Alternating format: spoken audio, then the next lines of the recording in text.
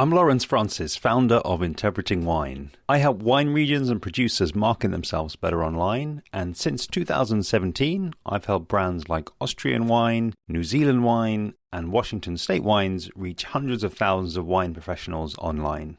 Right now, I'm looking for regions and producers who are open to new ways of marketing to attend a free live marketing roundtable. Registration is open now at interpretingwine.com/roundtable. Hope to see you there.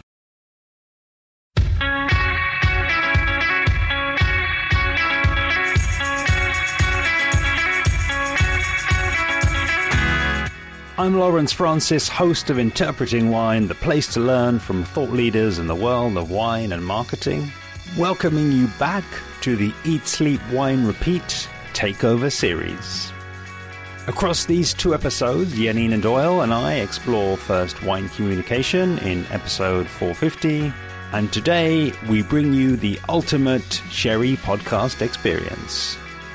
We talk sherry food pairings, the Feria de Abril in Sevilla and its special sherry cocktail, the Copa Jerez food competition, comparing different sherry styles, the Albariza soils in the Sherry Triangle, Sherry Wine Week, all while tasting 2 sherries, firstly La Gitana Manzanilla, and we finish off with the Wellington Palo Cortado. Enjoy. We are rocking and rolling, and officially rocking and rolling with sherry. Why sherry? You picked the subject today. You said you wanted sherry. I did. Well, this is... Explain yourself. Why are we drinking sherry today? Well, I got to say, this is part 2 of a 2-part conversation that we're releasing. And I started my podcast and in Spain, and I just, beyond that, I just have an absolute love of all things Spanish. I speak the language. I've been to just about every corner of Spain, and so have a connection with the food and the wine in pretty much every region. And I chose sherry because it's somewhere actually that was, I guess, quite hard for me to really get my head around. More in terms of the wine style. It's not an easy subject for the average. Well, okay, of course, Harvey's Bristol Cream. Yeah. Is that what you've got there? No, I do not. I have the same wines as you. I do not have any. But that, sweet sherry has confused so many consumers because they have no idea that so much of the good stuff is completely dry, and that there are so many different dry styles out there. There's so many styles of sherry, full stop. Yeah, 100%. And I mean, the other thing is as well is that I was lucky enough to on my podcast journey, I was actually lucky enough to be taken over to Jerez back in 2019, and got to interview like several producers over there, and actually released a sort of a mega series on all things sherry. I just got like totally immersed and totally drawn back into the Andalusian way of life. I would say that they're just happier within sunshine. There's nothing like it. I've said this time and time again. I don't think there's anywhere in the world that I'd rather retire. When I'm ready to hang up my microphone,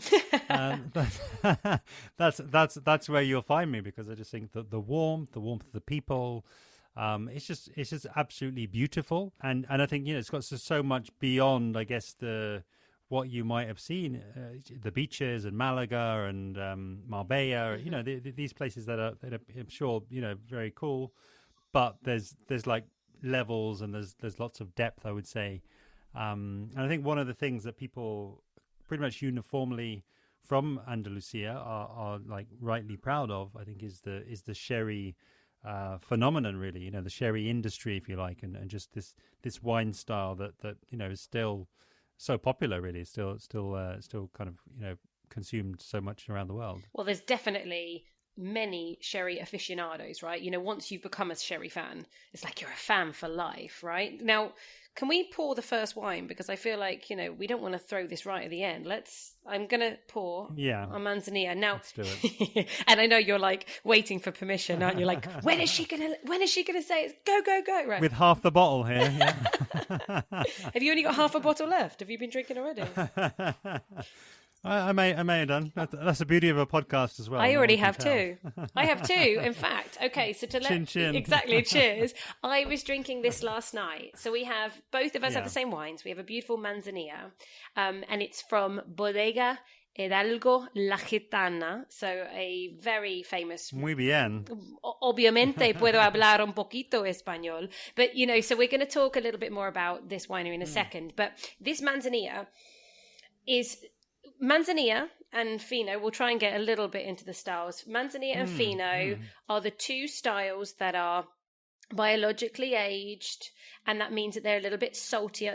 We'll talk about the differences in a second, I'm sure, but they're saltier, and obviously it's this floor, this yeast that gives you this bready flavour, but they're just amazing with tapas. And the other thing that they're amazing with is white fish. So last night, the partner, I didn't, I just sat and watched and then ate. I ate his fish. There was some white fish. It was just white cod, nice and simple, a little bit of herbed potatoes and some just boring broccoli. Sorry, nothing elaborate. But because of the cod, I thought, you know what? Let's crack open this Manzanilla.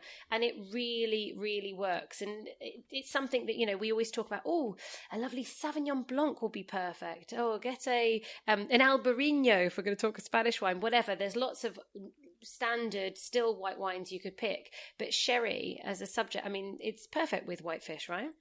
Yeah, I mean, you I think brought up one of the things that I think I'd probably missed really, at my sort of first pass, around sherry, which is really that, essentially it is a food wine, and I'll share something in a minute, which is how people in Spain often manage to sort of have it without food, but essentially these are, I would say, at their best when you kind of have them, and you're at least being a little bit mindful about what might kind of go well with it. So absolutely. I think the lighter styles of sherry, the Fino and the Manzanilla, they are for me, and what I've sort of come across, the kind of work really well with kind of quite salty food. So often, the kind of olives and the lighter foods, as you say, the fish as well. Even like salted nuts as well. Oh, yum. They can often bring out some of the complexity that's to be found there. And I think it's just fascinating to me that how long these wines have been aged for. My understanding is this has been aged for 5 years, and to find a wine that's like readily available in a supermarket that's been aged for 5 years and kind of has the complexity of the wine that we're having now, it's in my experience, it's maybe going to the wrong supermarket, but it's not that easy. No. It's really not that easy to find something that really kind of can hold its own at the dinner table and is interesting. And as you say, you might kind of had your fill of Sauvignon Blanc and you want to try something a little bit different, or maybe you're having tapas, or you're having something a little bit more Mediterranean. This is a great, I think, and quite versatile food wine. Well, you said about how good value it is. Just to point out, we're looking around the £10 mark. This is literally £10 for a 75 cl bottle, so a standard bottle of wine size. £10, that's it. After, as you just pointed out, 5 years of aging. Anyone who wants to get this, apart from the fact this is a really popular wine. You can find it in Waitrose, you can find it even the smaller size, I think in Majestic, the Whiskey Exchange. It's not hard to find. In fact, this wine, let's talk about Bodega Hidalgo La Gitana. This Manzanilla is their flagship wine. So this is why it's also so easy to find. I think it accounts for something like 70% of their production. So guys, it's not going to run out. So that's good news. But these guys are amazing. They've been around, and I'm literally reading this now because I put down some notes. They've been since 1792. They're one of the oldest wineries in the sherry area. In fact, they're the third oldest, but the oldest family owned still. So they're still family owned in their sixth generation. And what I actually heard the winemaker saying on one of those video audios that you sent me, that by the way is on a Davies website. If anyone wants to hear a little bit more about directly from the winemaker, there's some lovely audios of him talking. He said that this winery is the ninth oldest, like not just winery, company, family company in Spain. Yep. I mean, that's pretty cool. That takes you back a little bit, right? This is it, yeah. There's, I mean, you know, I absolutely love this region, and I said earlier I was going to sort of share how people in Spain will have this without food. Okay. And that kind of takes us back to, you know, one of my most favorite trips to Andalusia, which was to Sevilla, and they have this massive party 2 weeks after Easter called the Feria de Abril, the April Fair. And they essentially construct a temporary city kind of on the outskirts of Seville. Oh, that's cool. And it is like stepping back in time. You know, you've got these kind of cobblestone streets. They've got horses and carriages going up and down the streets during the daytime. Yeah. And dancing everywhere. You know, the dance, the costumes. The dance is the Sevillana, which is, you know, the kind of most traditional thing to dance there. Yeah. And, you know, the women are wearing the they call it the gypsy dress, basically. And it just goes on for 9 days, I think, now. Well, the Spanish know how to party. I think like literally every other week there is a feria, a day off. And it's fueled by, it runs on rebujito. What's rebujito?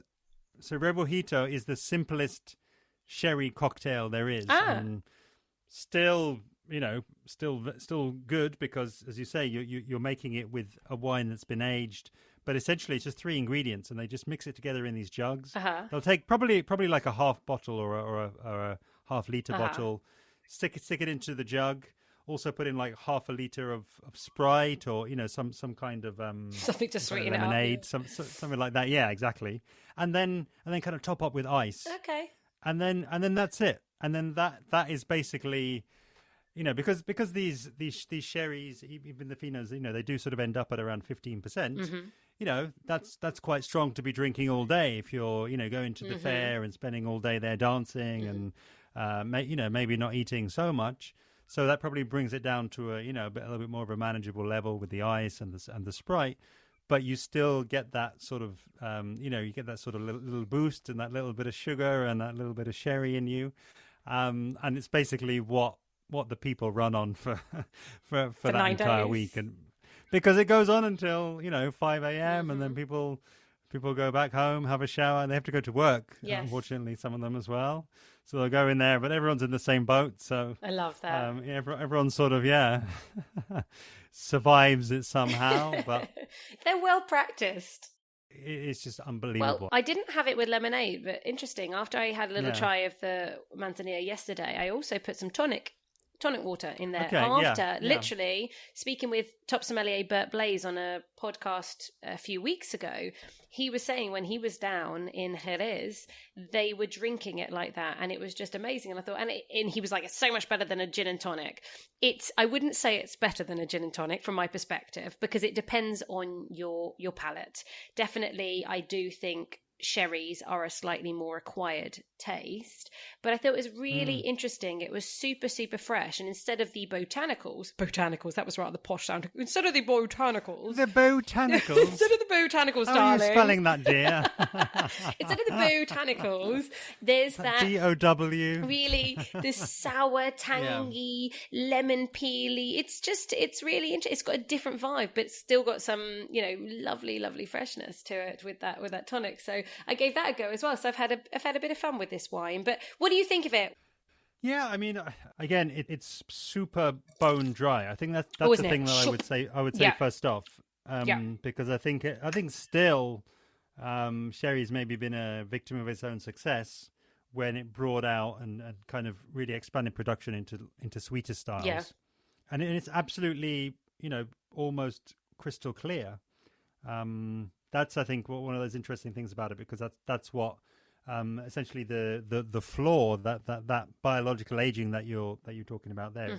It basically feeds on the alcohol, and that's what kind of means that it kind of comes across.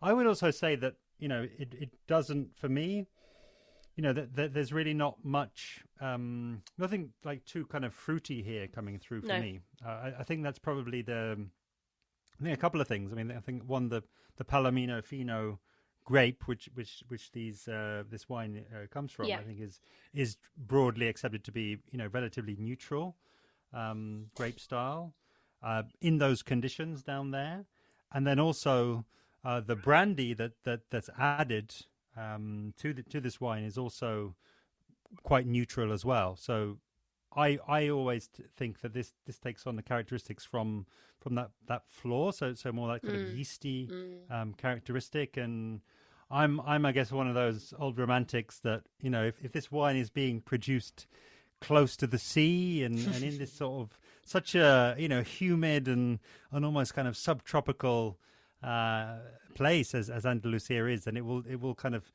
soak in somehow some of that salinity and some of that kind of sea breeze almost. And to me it just takes me back there, because I had such a wonderful experience visiting all of those different bodegas, and it just for me it's just a real time capsule of that experience and of that time there. So it just transports me back there to Andalusia. Well, I think if anybody wants a really good example of a manzanilla, I mean, this one is it. I get kind of like that really sharp green apple, like a baking apple, and a bit of lime, but what's playing center stage is a bit of that saltiness, that breadiness, like maybe some salted almonds. But there's something really interesting that I was trying to get my head around, and it's kind of herbaceous, but I was like, what kind of herb is it? Because I've been trying to think and describe it.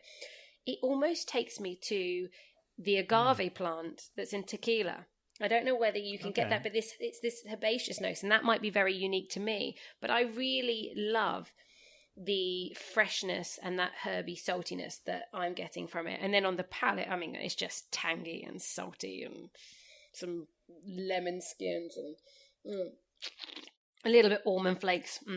This is it. I mean, I think it is. I was listening back actually to the first podcast of the series I recorded down there with the then head of the Consejo. The people who look after sherry and kind of authorize everything that carries the sherry label.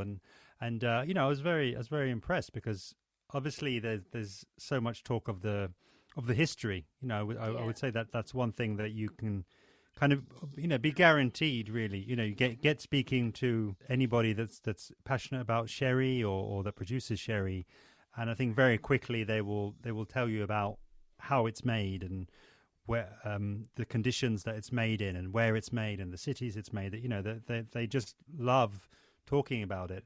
But I think that the thing that kind of really impressed me when I was speaking to Senor Beltran Domecq was he was also very keen to talk about it out there in the world as well, and bring in things like the kind of mixologist interpretation. So almost like the next level up from your rebujito and your sherry and tonic, but really going to the next level then. And it's like this has an ingredient in a sort of a 7, 8, 9, 10 ingredient signature cocktail. It's just bringing something. It's like that extra tool in the box for those mixologists. And I know that sherry as a region and as a sort of a wine, they've had a lot of success with that as a selling point, really. That this will bring something that really no other wine. And I guess kind of no other spirit really can bring to a cocktail. I mean, it's certainly gaining in popularity, isn't it? Certainly in London. I imagine in cities around the world, there's always these sherry bars now that people can go and experience. Though, in fact, I should probably have looked up. I'm really bad. I'm not prepared. I should have looked up some sherry bars to name. But I'm sure everyone has the internet. Yeah, that's it. Google. Use Google. Go and figure. Guys, don't just depend on me. Go and figure it out yourselves. I can't do everything here. Oh, dearie me. But have you been to San Luca de Barrameda? So we should probably point out there is the Sherry Triangle. Do they call it the Sherry Triangle? The Sherry Yes. Triangle, that's how I've always heard it. So the Sherry Triangle, for everybody, is Sanlúcar de Barrameda, which is where Manzanilla comes from. So this is, they have their own DO. That is where Manzanilla has to age. So it could come from other areas, but it must age in Sanlúcar de Barrameda. It's really exciting because it's actually very different, the microclimate. So maybe we'll touch on that in a second. Then you have the famous Jerez de la Frontera, and that's actually where Jerez, sherry, that's the kind of the translation. That's where that's where it all started from. And then you have El Puerto de Santa Maria. So these are, if you actually look at them on the map, they form a triangle. So all the vineyards and everything happens around these three places. Now, you mentioned to me that you went to Jerez, because obviously nobody's going to go down to Sherryland and not go to Jerez. Did you go across to Sanlúcar de Barrameda? Yeah, we did. As you can probably imagine, it was a very intense 4 nights there. So some of the details are maybe a little bit fuzzy. Is it because some of the Olorosos and the others are a little bit 17-18%? Is that part of it? It was just I wanted to make the most of my time there, and I suffer for my art. So someone has to. This is it. I was traveling. I produced 9 interviews when I was down. Oh, in there, 4 so days. Okay, that is hard. So it was pretty full on. And I believe the very first night, actually. So the first evening, we actually went to Sanlúcar de Barrameda and to the bodega of Osborne. So in the series itself, that's actually the second episode. So actually recorded the tour that they gave us. And so obviously able to share that. So we saw that by night, and we pretty much saw that from within the kind of walls of the bodega. But as you can imagine, magical welcome and that really warm climate. I'd actually flown directly to Jerez from Austria. Oh, wow. I'd been over in Austria for I think 4 nights as well. And it was not exactly culture shock, but obviously still within Europe. But yeah, you're going from going down the Danube and going to what are quite sort of cool regions and quite foresty regions, to then Jerez, where it was the sunshine hits you, and that was May, and I've never been there in June and July. No, you don't want to.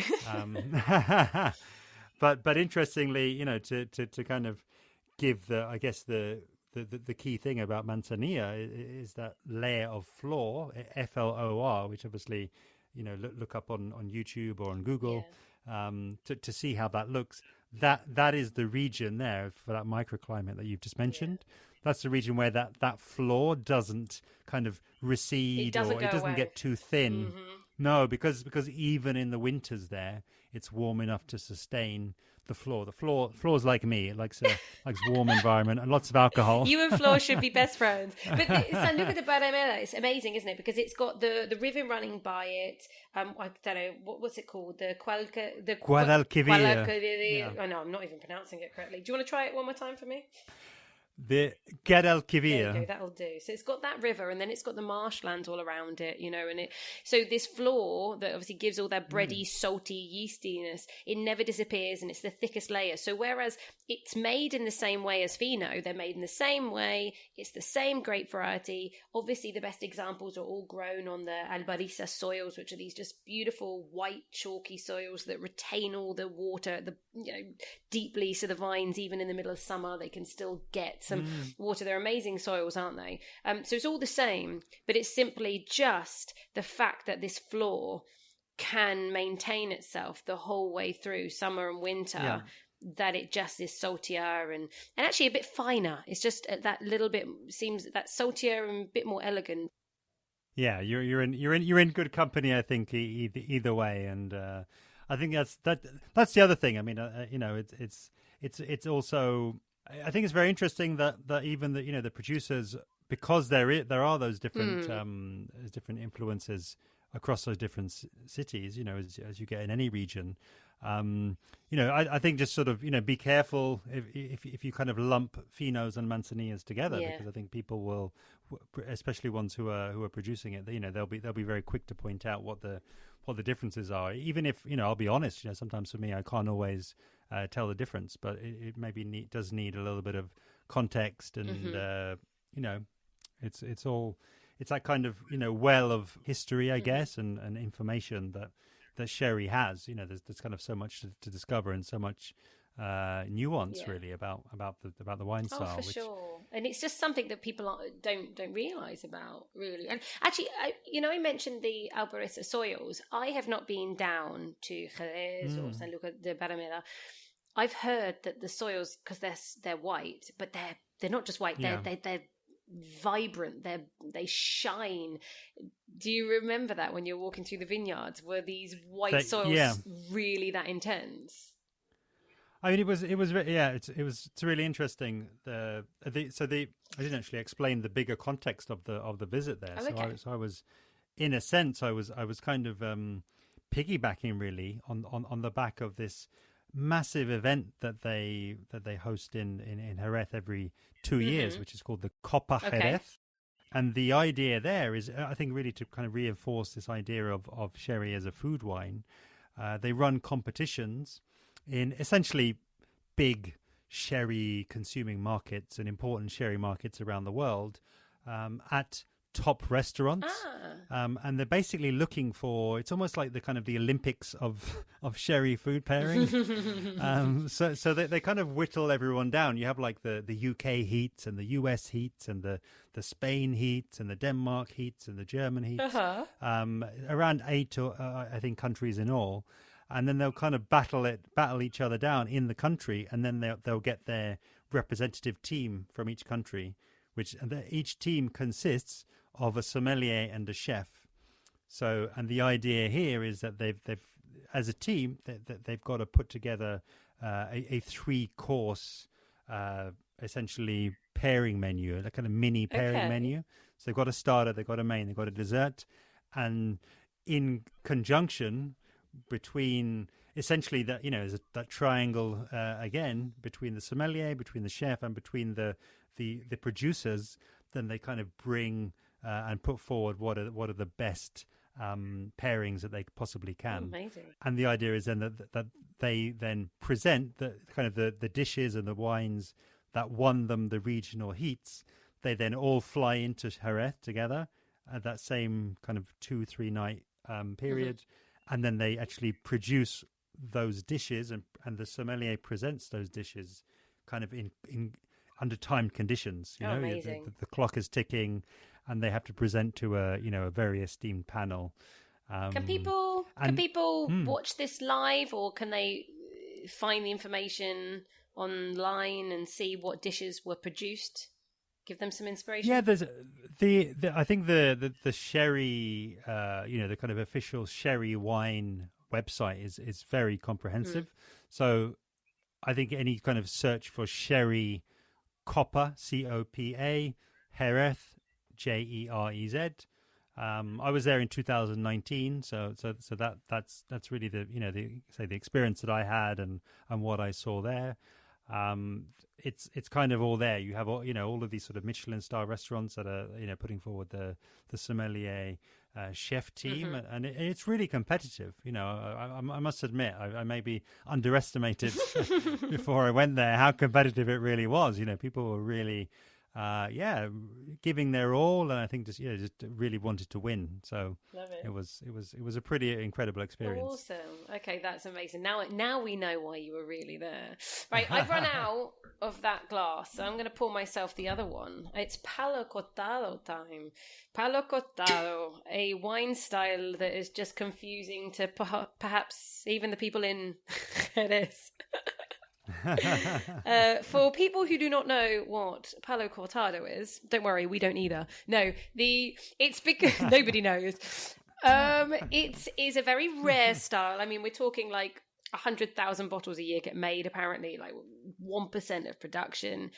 And the definition it's just really vague, isn't it? It's like it should have the nose of an Amontillado, but the body of an oloroso. So I guess actually we should probably touch on what they are. So we said that Fino and Manzanilla are biologically aged, which means that they age with the floor.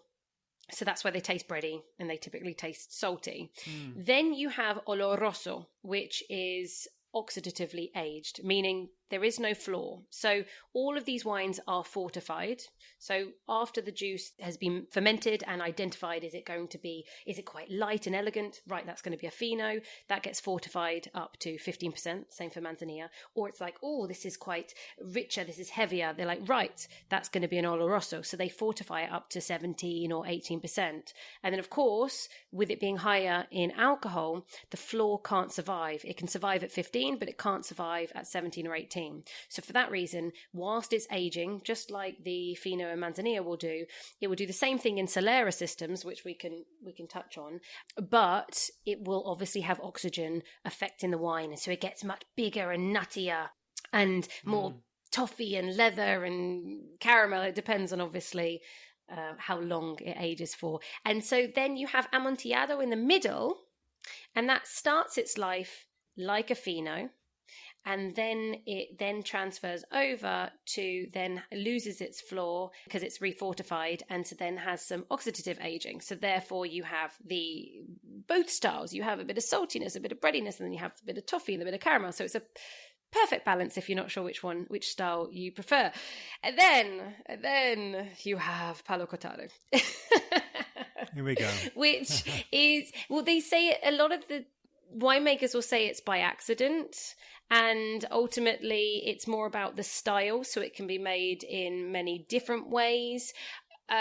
Typically it would have started its life with a bit of floor, but speaking to several winemakers now, a lot of them don't. They say that actually it's just the free run juice that would have gone into a Fino, but actually straight away they just allow it to have an oxidative effect, and it's just the fact that it's just a very fine, light style. So anyway, that probably confuses people even more, but it's rare, it's delicious, it's very fine, and it's somewhere in between an Amontillado and an Oloroso. Okay. Whew. Very well done, actually. Is that all right? I need to stop. I just feel like I'm sweating trying to describe that. have a drink. You should have saved some of the Manzanilla. I am. I'm going to have a nice sip now. Oh, so sorry, everybody. We are tasting a very delicious Palo Cortado, which is 20 years old. So it's a VOS. So what's that in the? Is it Latin word?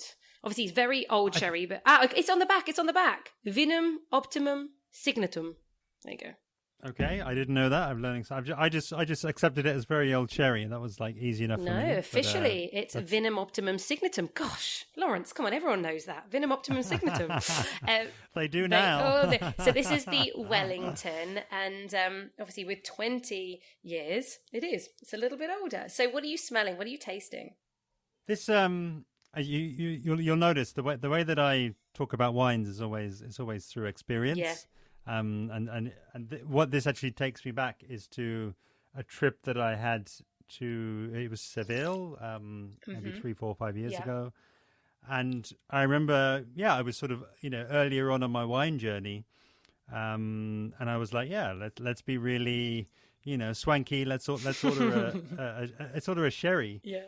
And I can't remember, it may have been an Amontillado or it may have been a Palo Cortado, but it was basically, what this is giving me is kind of remembering the confusion I had, which is that I almost smell this, and I remember smelling this sort of, back in the day, and because it almost has those sort of caramel, the sort of, very like woody, quite aromatic characteristics.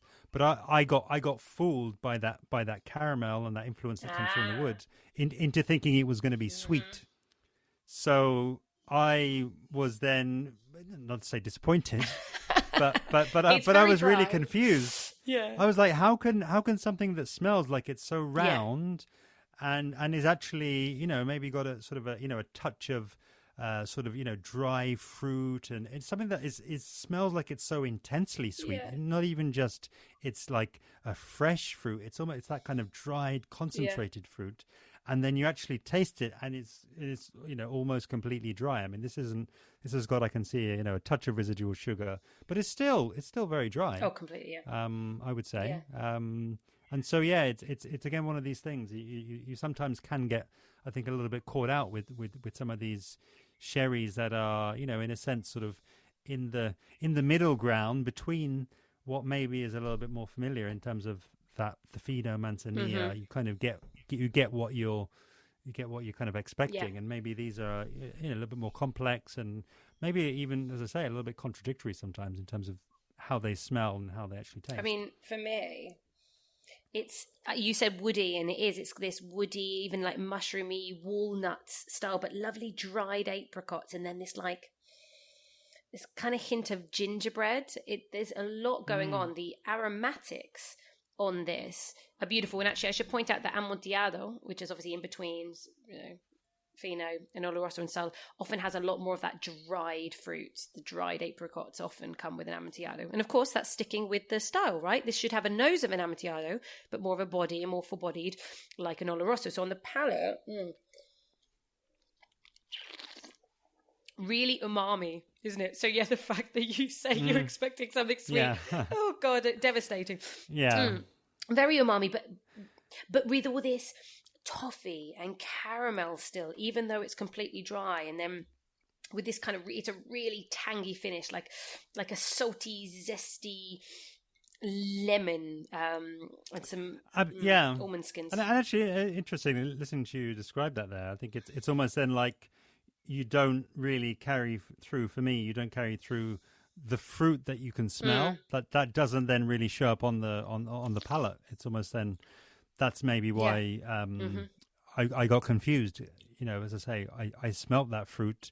I smelt how intense it was. I expected it to taste like that. But it doesn't come through. And it absolutely didn't. No, yeah, but it's got that smoothness, though, roundness and body on the palate. I mean, it is a very beautiful wine. My personal preference is for Palo Cortados and Olorosos. I think I really like the nuttiness and the depth that you get with these heavier sherries. And then, of course, something like Iberico Jamon, it's literally an ideal pairing. Like, you can't, well, I was going to say you can't get better than that, but you probably could. But I mean, it's one of the best pairings you can go. But I mean, it's great. You can pair it with game and red meats, and obviously mushroom dishes, mushroom pate, these kind of things. It'd all would be fantastic, wouldn't they? But I mean, this is a lot more expensive for obvious reasons. This is a 20-year aged wine. You can get it from, I'm looking at the list now,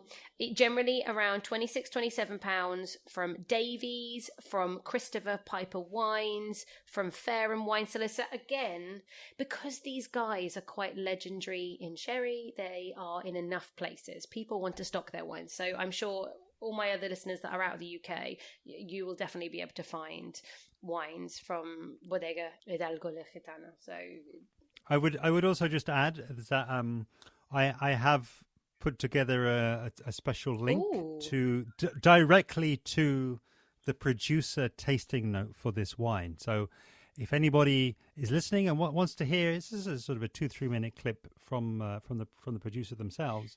Just go to interpretingwine.com/Napoleon, and that will take you directly to a description, which I was very happy that I had sort of up my sleeve, because I was able to play this back today. And listening to them speaking, they were actually talking about when you would enjoy this wine, and all of the things that you just said there in terms of food pairing came out.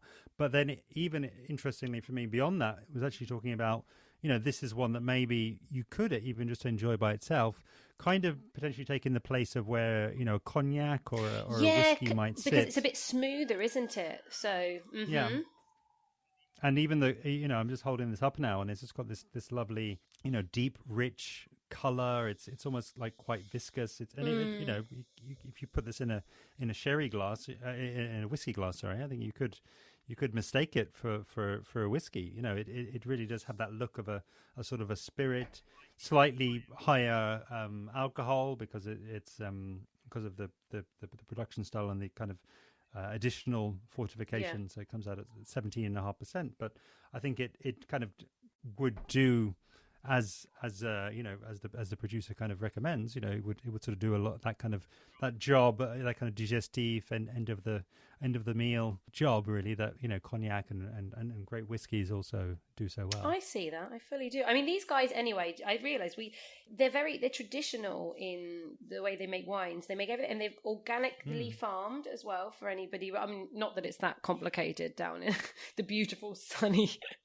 area of Andalusia, but it is organically farmed. And they have these pagos. Like, pagos are these vineyard sites that produced amazing wines, and they have these two top pagos, one in San Luca de Barrameda, called Miraflores, and then one that's kind of near Jerez but a bit closer to the sea, called Balbaina, and that's where their fruit is coming from. So of course, if anyone wants to go and look up these pagos, they have them in their portfolio, which I think again helps with the quality. But they've got botas that are like nearly 200 years old or around that as well, about 10,000 of them, but that's what they have because they have so much history. I certainly know the first one we were drinking, they've got a family Solera that dates back to the early 19th century, which apparently is kind of when Manzanilla kind of started, that style. So, they go all the way back. So you drink a little bit of history as well as just delicious sherry all at the same time, Yeah, 100%. And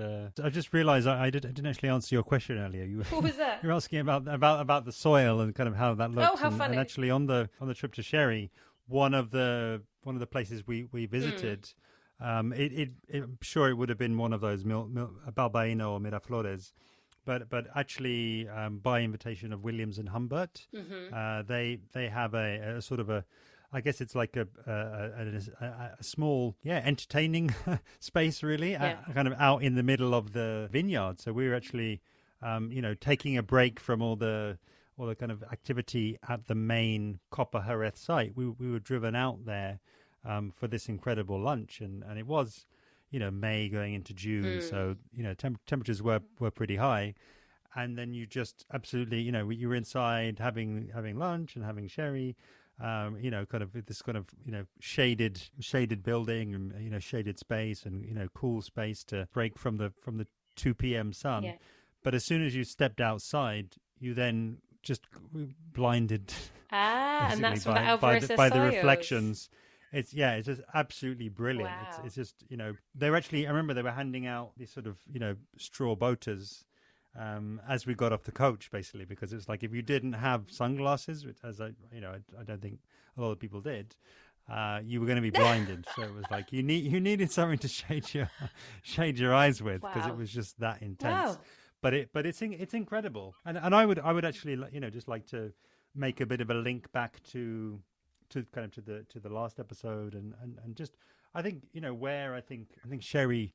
I think it does so many things so well, that we've sort of already touched on. But I think there's still, there's still an opportunity really to tell that part of the story. I remember back to when I was first sort of curious and reading about sherry. It was almost like the weight of all of the communication and everything that was kind of described. It was all around. The great things that we've been speaking about. It was about how the floor comes in, and it was about how wines are fortified and how they go into barrels and how they're aged and how they move around, and which is absolutely amazing. But I think the part almost before that grape gets harvested and before it gets snipped, I personally feel that is underrepresented in the sherry story, and in this sort of spirit of people wanting to know more about where their food is coming from, what conditions it's coming from, and almost wanting something that's a bit special, that's unique, that's maybe limited edition. I think that there is an additional story and an opportunity really for sherry to tell more of that story, more of what happens in the vineyard, what are the sort of growing conditions, and I think there's potentially some interesting moves in that direction that have been sort of bubbling under as I see them for many years, and maybe that these are going to come more to the fore. I totally agree. And I mean, just simply you said about, what happens in the vineyard, and remember, of course, your 3 out of your 6, the culture, the geographical, the geological. But in terms of geological, this Albariza soils, they're so unique. They should be something. Yeah. The fact that you're not allowed to irrigate. The rules for the DO is you're not allowed to irrigate. So you have to rely on the water that falls in primarily in the winter, and we're talking, I think it's about 500 to 700 millimeters a year. It's not a lot at all. And they create these stairs into the soils so that they can kind of catch the water, so they don't lose anything, nothing runs off, and then it will go down in their very obviously calcium rich soil. So of course they're free draining, and then they retain the water. But just the way that soil is so different, and they treat it so differently because of the water restrictions. It's phenomenal, and people don't know about it. So, if people can talk passionately about what they're doing in that vineyard and how that affects this, as you said, quite neutral grape, actually, there's definitely stories to be told. 100%. Yeah, for now, I'll just have to drink the wine. I haven't got any stories to contribute, sorry. Lawrence, thank you ever so much. Yeah, no, it's been amazing. I think the other big opportunity, obviously, the Sherry Week is a huge event that kind of takes place every year in November, and kind of gets a lot of those stories out there. But I think Sherry is genuinely it's for life, not just for Christmas. There you go. You hear it here first. But guys, you're listening to this podcast. If you're listening to it when it's just been released, you have 1 month to prepare for Sherry Wine Week, and then you can get all crazy and indulge. And really, I'm sure there'll be lots of stories, as Lawrence has said, coming out and about. Thank you, Lawrence. You've been amazing. We'll have to do this again sometime. Thank you so much. Yeah, it's been brilliant. Bless you. All I'll right. speak to you soon. Virtual chin chin. Salut. Oh, wait, I've got 2 glasses. Salut. Salut. Thank you so much, Janina, for geeking out with me on Sherry today. Genuinely one of my favourite topics to talk about. Do see below for Janina's Instagram account and also her website, where you can find all her podcasts. That unfortunately brings the Eat, Sleep, Wine, Repeat takeover to a close for now. So do be sure to be subscribed to Interpreting Wine Podcast to be alerted when the next series goes live. In the meantime, I'd love to have you following along with me on social media, where I'm at Interpreting Wine on Instagram and Facebook, at Wine Podcast on Twitter, and email hello@interpretingwine.com. Next time on the Interpreting Wine Podcast, in episode 452, I'll be kicking off my London hospitality interview series. See you then.